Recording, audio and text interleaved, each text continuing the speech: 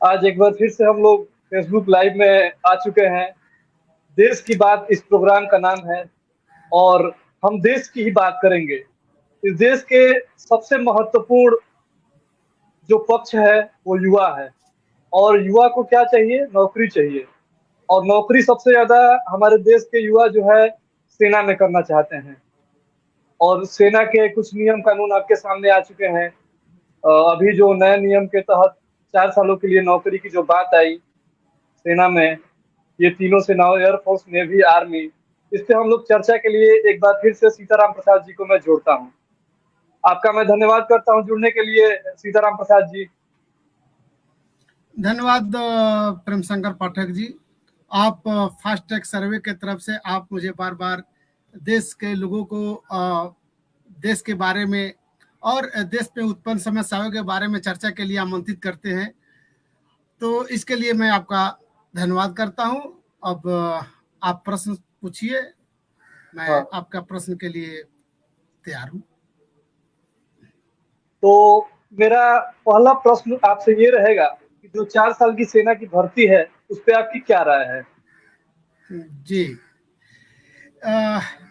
4 साल सेना के भर्ती मतलब इसको इसके संबंध में मेरा बहुत ही सकारात्मक राय है, जिसका विरोध भी हो रहा है।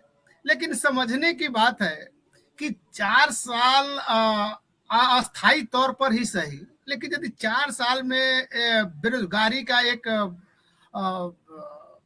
रोजगार में तब्दील हो रहा है, तो इसमें कहीं कोई गलत बात नहीं है। एक तो पैसा के साथ, रोजगार के साथ एक केवल सर्विस नहीं है, एक देश सेवा है, राष्ट्र सेवा है। तो राष्ट्र सेवा करने का मौका मिल रहा है और सम्मानजनक मासिक वेतन के साथ, ग्रेजुटी के साथ, लमसम अमाउंट के साथ, ग्रेजुटी नहीं मिल रही है, लमसम अमाउंट मिल रही है। तो मेरा सकारात्मक राय है इसके मामले में। इसके बावजूद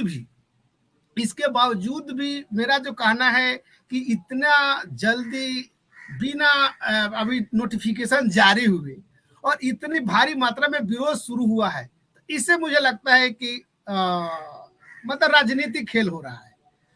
पहले नोटिफिकेशन जारी होने दीजिए, उसके संबंध में यदि कोई आपको सुझाव देना है, सरकार को सुझाव दीजिए, और सरकार सुझाव नहीं मानती है, इम्प्लीमेंटेशन नहीं करती है, फिर आपका जो मतलब ये धरना प्रदर्शन समझ में आता है।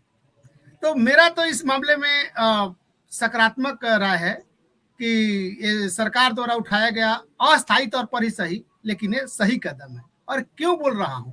क्योंकि जो कांग्रेस पार्टी आज 4 साल के सर्विस पर विरोध दर्ज कर रही है, सेना में पहले 10 साल तक अस्थायी सर्विस हुआ करता था, जिनको पेंशन ग्रेच्युटी नहीं मिलती थी। ये बहुत पहले हो चुकी है। 10 साल करने के बाद, तो 4 साल की बात है, 10 साल करने के बाद नहीं मिलती थी ये पेंशन, जिसको बाद में अभी कोर्ट के माध्यम से वो लोग केस लड़े और जीते हैं, उनको पेंशन मिल रही है। तो ये तो पहले हो चुका है, लेकिन यहाँ तो क्लियर 4 साल के लिए दिया गया है। तो इसका विरोध नहीं होना चाहिए, और क्यों नहीं होना चाहिए आगे हम आपको बताएंगे। इस जो 4 साल की भर्ती है इसके नुकसान और फायदे हैं, तो सबसे पहले आप फायदे बता दीजिए, क्योंकि जो आम होता है तो उसमें कितना मीठापन है इसका जानना जरूरी है। एकदम जरूरी है। किसी भी सिक्के के दो पहलू होते हैं, एक तरफ लाभ तो एक तरफ हानि। लेकिन मुझे इस अग्निपथ, इसका नाम दिया गया है अग्निपथ योजना, और अग्निपथ योजना के माध्यम से अग्निवीरों की भर्ती, ये जो नाम है इसी से लगता है कि अग्निपथ और अग्निवीर मतलब रफ टफ लाइफ, यानी 4 साल के अंदर में आपको इतना रफ टफ और के साथ जीवन जी करके देश का सेवा में, एक कहने के लिए 4 साल है, लेकिन सरकार का इसमें मतलब है कि जो 4 साल के सर्विस के दौरान जो भी सेना का तकनीक सीखने के बाद प्रतिशत को परमानेंट किया जाएगा। जो यदि 100 आदमी भर्ती होंगे तो 25 को आगे ले जाया जाएगा उनके काबिलियत के आधार पर, और 75% को जब भी सेना की जरूरत पड़ेगी दूसरे देश से, आज देखिए यूक्रेन में वार लगा हुआ है, ट्यूटोरियल आर्मी को भेज रही है जिसको थोड़ा बहुत नॉलेज है, लेकिन जब हम 4 साल के ट्रेनिंग देंगे, 4 साल में 6 महीना ट्रेनिंग पीरियड है और 3.5 साल एक्सपीरियंस है, और एक्सपीरियंस के साथ साथ सम्मानजनक मतलब मैं बता रहा हूं कि पेमेंट है 40,000 से शुरू होकर के और 55,000 60,000 तक पेमेंट 14 साल पूरा होते होते हो रहा है। इसमें मैं वही बताना चाह रहा था कि फर्स्ट ईयर में है 21,000 इन हैंड मिलेगा, 9,000 आपके फंड में जाएगा और 9,000 गवर्नमेंट ऐड करेगी, तो यदि टोटल देखा जाए तो 39,000, और इस पर इंटरेस्ट रहेगा। दूसरे साल में 23,100 रुपया, 23,100 एंड 9,900 आपके फंड में जाएगा, और इतना ही मनी 9,900 गवर्नमेंट उस फंड में डालेगी। इसको आप निकाल नहीं सकते 4 साल के अंदर में, लेकिन ये आपके अकाउंट में एक्युमुलेट होते जाएगा, और इस पर गवर्नमेंट जो भी इंटरेस्ट के साथ वो जोड़ के 4 साल के बाद देगी।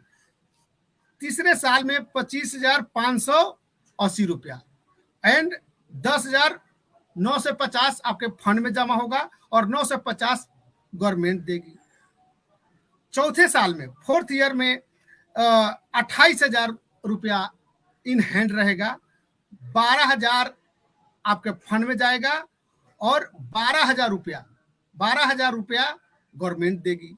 कहने का मतलब है 28 और 12 40 और 12 मतलब 52,000, 39,000 से शुरू होकर पेमेंट और 52,000 पर आपका समाप्ति है। तो अभी जितनी बेरोजगारी है, अब मैं नहीं कहूंगा कि कांग्रेस का लाया गया हुआ बेरोजगारी है या बीजेपी के समय में लाया गया बेरोजगारी है, बट बेरोजगारी की जो समस्या है, आज हम देखते हैं कि प्राइवेट कंपनियां यदि 30,000, 20,000, 25,000 का यदि कोई जॉब का वैकेंसी निकालती है, वहां भी भगदड़ मच जाता है, लोग लाइन लगा के खड़ा हो जाते हैं। यहाँ तो देश सेवा के साथ साथ एक सम्मानजनक पेमेंट के साथ आपको सेवा करने का, देश सेवा करने का मौका मिल रहा है। तो मेरे हिसाब से जो योजना है, इसके तो एक फायदे हो गए कि अस्थायी तौर पर ही सही, रोजगार 4 साल के लिए, 12 महीने, 11 महीना, 33 महीने के लिए नहीं, 4 साल, 48 मंथ के लिए। तो पहला तो अस्थायी तौर पर ही सही, 4 साल के लिए युवा को रोजगार मिल गया। दूसरी बात, जो 4 साल सेना का ट्रेनिंग करने के बाद जो बाहर निकलेंगे, इस पे पॉजिटिव है कि हमारा देश बहुत विशाल देश है, जनसंख्या के लिहाज से विश्व का दूसरा बड़ा देश है चाइना के बाद। अब देखिए कि चाइना की संख्या 20 लाख के ऊपर है सेना में और हमारा 16 लाख के ऊपर है। तो रिजर्व सेना के रूप में हम जो रिटायर होते हैं उनके 2 साल सर्विस को काउंट करते हैं, क्योंकि उनका एज हो गया और आता है ज्यादा। तो जब हम 100% आदमी को, 100% युवा को तो सर्विस में रख नहीं सकते, क्योंकि और भी सर्विस है,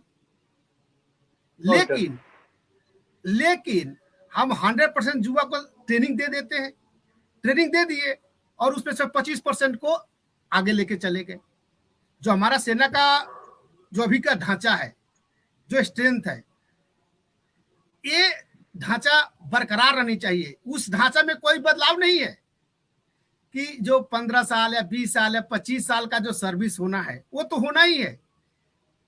इसमें दिक्कत यही है कि नया भर्ती नहीं होगा, लेकिन जो ये अग्निपथ के स्कीम के माध्यम से जो अग्निवीरों का भर्ती होगा, उसी में से 25% को आगे ले जाएंगे और मूल ढांचा को हम जैसे वो अग्निवीर परमानेंट सर्विस में चला जाएगा तो सेना का उनको सारी सुख सुविधाएं मिलेगी, medical facility, travelling facility, canteen facility, retirement के बाद उनको पेंशन योजना। मतलब सेना में जो पहले ही अस्थायी थे और जो अग्निवीर से अस्थायी होंगे, दोनों में कोई फर्क नहीं किया जाएगा।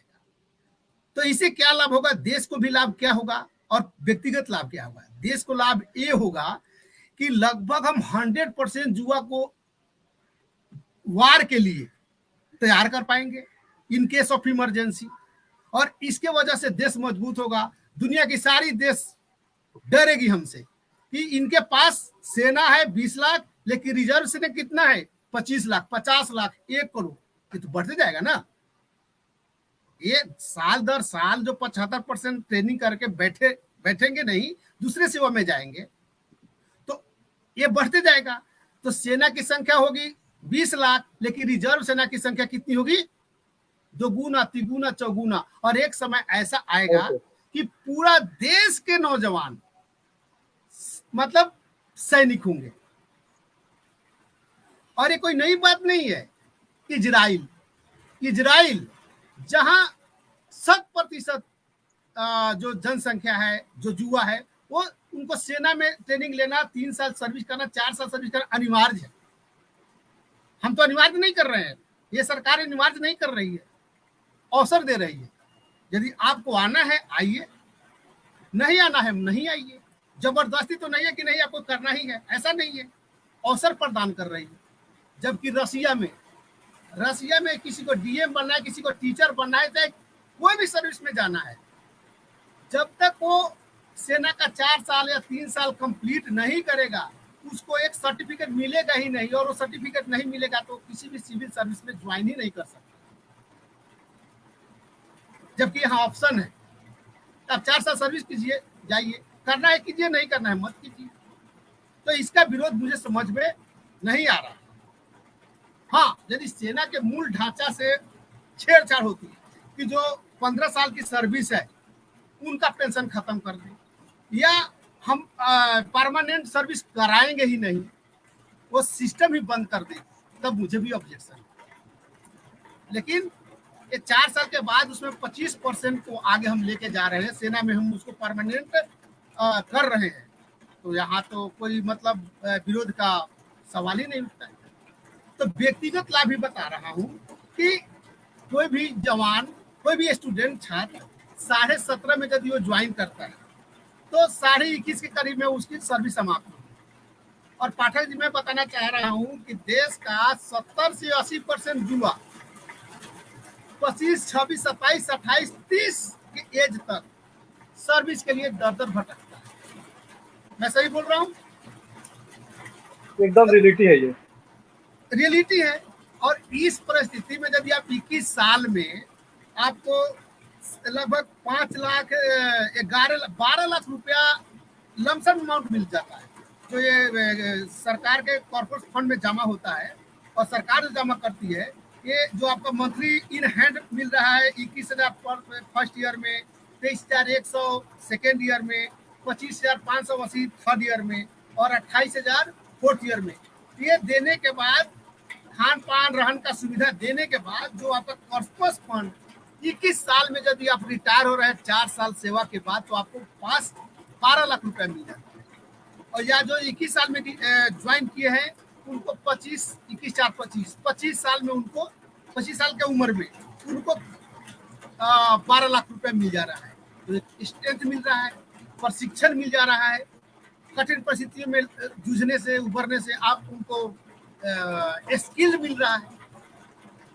तो जहां एक युवा भटक रहा है, वहां आप 4 साल में सब स्किल लेकर के बाहर निकल रहे हैं। तो एक तो व्यक्तिगत लाभ, दूसरा देश को लाभ। तो इतना ही नहीं, जब हम 15 साल में सर्विस में रिटायर करके निकलते हैं तो सशस्त्र सेना की तरफ से एक सर्टिफिकेट दिया जाता है, ठीक है। तो 15 साल रिटायरमेंट के बाद भी हमें सेना अन्य सर्विस में नौकरी करने के लिए छूट मिलती है ये। और 15 साल 20 साल सर्विस सेना में रहने के बाद हमें बाहर आराम से सर्विस मिल जाती है। तो ये 4 साल के बाद क्यों नहीं मिलेगी? जब 4 साल के बाद जो 10 से ज्वाइन किया रहेगा उनका 12th का सर्टिफिकेट मिलेगा, एक्सपीरियंस सर्टिफिकेट सेंट्रल गवर्नमेंट के द्वारा। और उनको वर्किंग सर्टिफिकेट भी रहेगा, वर्किंग सर्टिफिकेट रहेगा। तो देखिए, जैसे यहाँ से जाएंगे इंडो तिब्बत सेना में मतलब पुलिस में हो सकते हैं, स्टेट पुलिस में हो सकते हैं, बीएसएफ में हो सकते हैं, सीआरपीएफ में हो सकते हैं। क्यों हो सकते हैं? क्योंकि इनको तो ऑलरेडी ट्रेनिंग मिला हुआ है, 4 साल का एक्सपीरियंस है। तो वरीयता किसी भी स्टेट पुलिस स्टेट का एजेंसी किसको देगी? जो ऑलरेडी प्रशिक्षित है। और क्या, जैसे जैसे हम लोग 15 साल करने के बाद हमें एक्सपीरियंस के आधार पर ले लेती है। बिहार में तो अभी नहीं है एक सर्विसमैन कोटा, लेकिन हरियाणा, पंजाब, राजस्थान वहां पे 10%, 20%, 15% एक सर्विसमैन को कोटा है। और यहाँ 15 साल करने के बाद जब उनको रोजगार मिल जा रहा है, तो आपको 4 साल बाद क्यों नहीं मिलेगा? मिलेगा। अब कहा सरकार से आपको और डिमांड रखना रखिए, लेकिन इतना मतलब मास लेवल पर विरोध मुझे समझ में नहीं। अच्छा, अभी तक तो हम लोगों ने फायदे गिना लिए, अब नुकसान उसका बताइए, क्या नुकसान हो सकता है?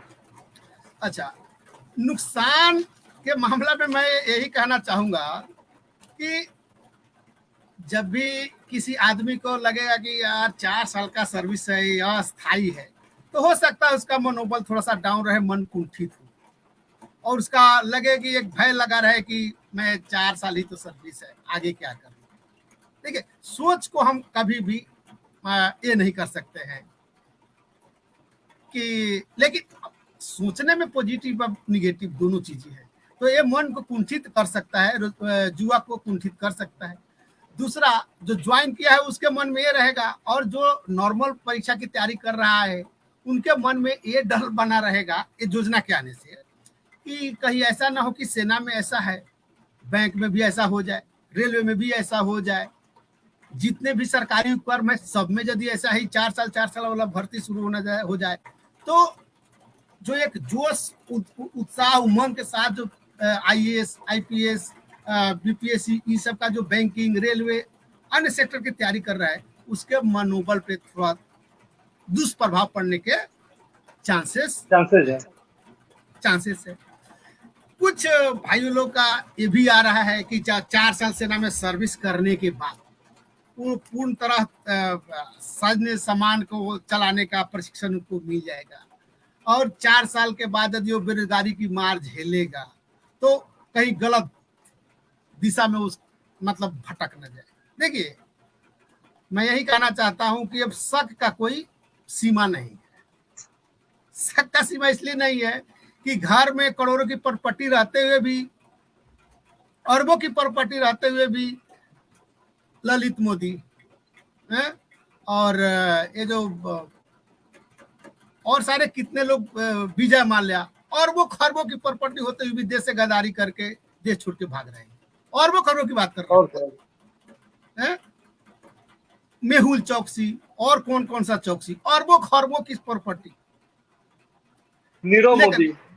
नीरव मोदी लेकर के भाग जा रहे हैं। और इतने लोग जो किसान खेत में काम करता है, उसको मतलब कुछ भी नहीं रहता है, फिर भी वो देश सेवा कर रहा है। तो हम इसके आधार पर बोलेंगे कि इसका गलत हो जाएगा। गद्दार कहीं भी किसी भी गली में निकल सकता है, कहीं से भी उठ खड़ा हो सकता है, उसके बारे में शक करना, हम अपने आप पे शक कर रहे हैं। बोल करके हम क्या कर रहे हैं? हम अपने आप पे शक कर रहे हैं। ये तो बोलना नहीं चाहिए, लेकिन ये राजनीति पराकाष्ठा है कि हम अपने जवान को, हम अपने बेटा को, हम अपने भाई को, हम अपने युवा को खुद बोल रहे हैं कि कहीं बिगड़ जाए। कैसे बिगड़ जाएगा भाई? कहीं गलत दिशा कैसे पकड़ लेगा? तो ये सब क्या है? राजनीति का पराकाष्ठा है। विरोध में संभावना है, मैं मान सकता हूं, लेकिन आपको एग्जाम्पल दिया ना कि इतना वरिष्ठ होने के बाद, इतना धन संपदा होने के बाद भी देश से गद्दारी कर रहे हैं। लेकिन हमारे जवान इतने किसान खेती करते हैं खेत में, और वो भी देश के लिए मर मिट लिए तैयार है। अच्छा, मेरा अगला क्वेश्चन जो है बहुत जल्द मैं ला रहा हूं, क्योंकि समय की भी किल्लत है हम लोगों के पास। तो इस 4 साल की भर्ती पे जो युवाओं का आक्रोश है, तो क्या ये सही है? मैं वही बताना चाह रहा हूं कि ये राजनीति से प्रेरित जो छात्र हैं या संगठन है, मैं बोल रहा हूं कि अभी तो नोटिफिकेशन नहीं आया, अभी तो सरकार का योजना आया है, उसमें सुझाव मांगा जाएगा। आप सुझाव दीजिए ना, आप डायरेक्ट विरोध क्यों कर रहे हैं? डायरेक्ट विरोध क्यों कर रहे हैं? ये कहावत है कि तोको न मोको चूल्ही में झोंको, एकदम तेरा न मेरा, ये योजना को ही ठप कर दो। सरकार लाई है योजना, आप उसमें सुधार करना है, सुधार करने के लिए सुझाव दीजिए। लेकिन यहाँ तो विरोध का आलम में है, यहाँ तो विरोध का आलम में है कि कोई बोलेगा कि आज 100 रुपया किसी को अनुदान दे रहा है तो नहीं, ये 200 होना चाहिए। और आपके समय में गवर्नमेंट में थे तो उस समय नहीं, 500 दे रहा है तो 1000 होना चाहिए, 2000 दे रहा है तो 5000 होना चाहिए। और आप ये चुनाव को ही लेकर के देखिएगा तो राहुल गांधी 72,000 पर ईयर देने का अनाउंस किए थे, शायद ये लोकसभा जो 2019 वाला लोकसभा में किए थे वादा, हर परिवार को इतना देंगे। और अभी का जो योजना है किसान सम्मान निधि योजना 2000, उस पर सवाल उठाया जा रहा है कि ये गलत होता है। वो अपने आदमी को भेजते हैं पैसा, बीजेपी सपोर्टेड को ही भेजते हैं पैसा। तो देखिए, शक करने का, विरोध करने का विपक्षी को पूरा हक है, और उसी का इस्तेमाल छात्र आंदोलन के रूप में जो मुजफ्फरपुर में देखा गया, बक्सर में देखा गया, देश के अनेक अनेक भाग में देखा गया है। मेरा मानना है कि इससे राष्ट्रीय मजबूत होगा, पर्सनल व्यक्तिगत भी लाभ है, क्योंकि मूल ढांचा से खिलवाड़ नहीं होना चाहिए। मेरा मानना है कि मूल ढांचा जो चल रहा है, और ये कहा गया कि जब हम 25% को अस्थायी करेंगे, और ये जो 4 साल के सर्विस के दौरान उनको अप्लाई करने का मौका मिलेगा, जो 4 साल के, ये नहीं कि 4 साल खत्म होने के बाद ही उनको लिया जाएगा, ऐसा नहीं है। 4 साल के सर्विस के दरमियान उनको अप्लाई करने का परमानेंट के लिए अवसर मिलेगा, और उसमें से ही 25% को लिया जाएगा। मतलब मूल ढांचा से कोई खिलवाड़ नहीं हो रहा है। अब मतलब अगर ज्यादा दिक्कत हो तो जो 25% वाला है उसका परसेंटेज बढ़ा दिया जाए, तो दोनों लोगों का हो जाएगा। जो अगर दिक्कत हो रही है कि भाई अस्थायित्व का जो प्रॉब्लम है 25% है, तो ये है, तो उसको सरकार से मांग की जाए कि भाई 25% को 40% कर दिया जाए। ये भी तो है ना। हाँ, वही तो देखिए, एक बार में कोई भी कानून बनती है, एक बार में नहीं होती, उसका ड्राफ्ट होता है, उस पर संशोधन होता है, कमिटी अपना सुझाव देती है, जो उससे रिलेटेड जगहों पर जाती है, राय लेती है, विचार विमर्श करती है। अब विचार दीजिए ना, अपना जितना छात्र संगठन है, जितना राजनीतिक दल के संगठन है, उस सबको बोलिए अपना सुझाव देने के लिए, और उस सुझाव का जब संकलन नहीं होगा फिर विरोध कीजिए। विरोध तो लोकतंत्र का एक बहुत बड़ा हथियार है, जिसके माध्यम से हम सरकार के कानून तक अपनी आवाज पहुंचा सकते हैं। विरोध करने वाले तो ये भी कह रहे थे कि जैसे किसान बिल आया और सरकार पीछे हट गई, तो इसमें भी अगर विरोध किया जाए तो इसमें भी सरकार को पीछे हटाया जा सकता है। देखिए, सरकार के हाथ में अभी लड्डू है। विरोध करने के बाद यदि ये स्कीम को हटा भी लेती है तो सरकार के कहने के लिए रहेगी कि मैंने तो एक अच्छा सा योजना लाया था, कम से कम 4 साल का बेरोजगारी खत्म करने के लिए। आपने विरोध किया, इसलिए हमने वापस लिया। उनको तो फायदा है। हालांकि अब सोचिए, 4 साल के लिए बेरोजगारी मिट रही है अस्थायी तौर पर, ये कम नहीं है। उसमें 25% को परमानेंट करने का अवसर दे रही, तो मुझे तो नहीं लगता कि इसमें कोई ये है। लोग बोल रहा है कि पेंशन खत्म करना है, वेतन कम करना है, ये कहाँ बात ही नहीं है। ये बात तब होती जब मूल परमानेंट की इसमें बात ही नहीं होती। परमानेंट करने की बात नहीं होती तब ये शंका होती, लेकिन परमानेंट तो 25% कर रहे हैं, और मूल जो ढांचा सेना का है उसमें कोई छेड़छाड़ नहीं हो रहा है। और मैं सरकार से भी आग्रह करूंगा कि ये सभी जो शंका लोगों के मन में उठ रहा है, उसको आगे आकर के संबंधित रक्षा मंत्री, रक्षा सचिव, राज्य रक्षा मंत्री, ये सामने आकर के टीवी पर अपना बताएं कि हम मूल ढांचा, सेना के मूल ढांचा से कोई समझौता नहीं कर रहे हैं।